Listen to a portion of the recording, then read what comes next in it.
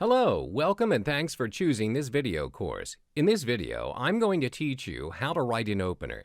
An introduction is as important as a headline. A headline attracts and a good introduction line allures.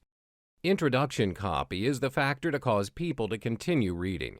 So without further ado, let's get into the topics. First, you need to emphasize the benefits over features. Features are needed at the right time to show what's included with the product, but they don't convince customers to buy what you're selling. Benefits, on the other hand, are much more persuasive at convincing customers to buy your product.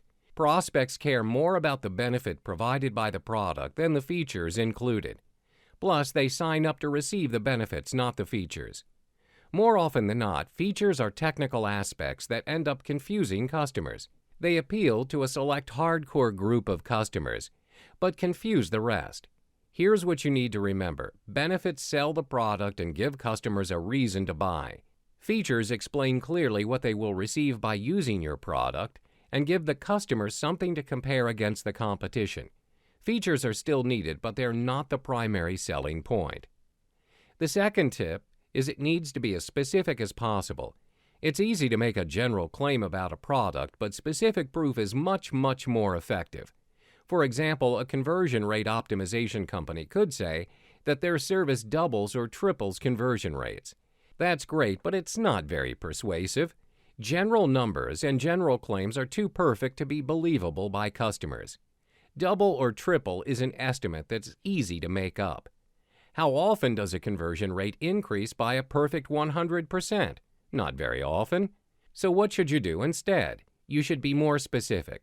For example, you should tell customers that your service increased conversion rates for a specific customer by 60% or saves your customers an average of $300 per year. Those numbers are more specific and more believable and seem less likely to have been made up.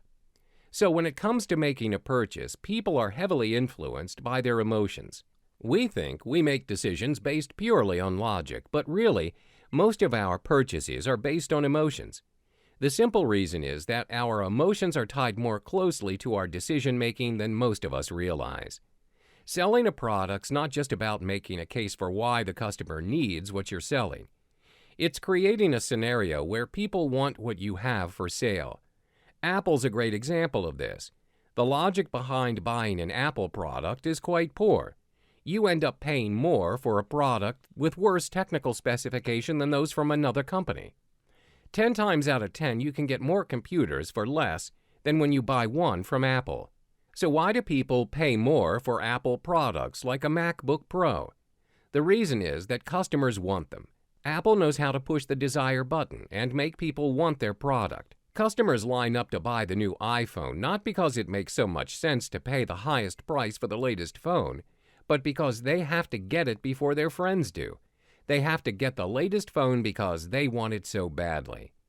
You need to do the same thing too. Instead of just listing features and checking off reasons to buy your product, you need to increase the emotional appeal of using it and create a desire in your prospect for what you're selling.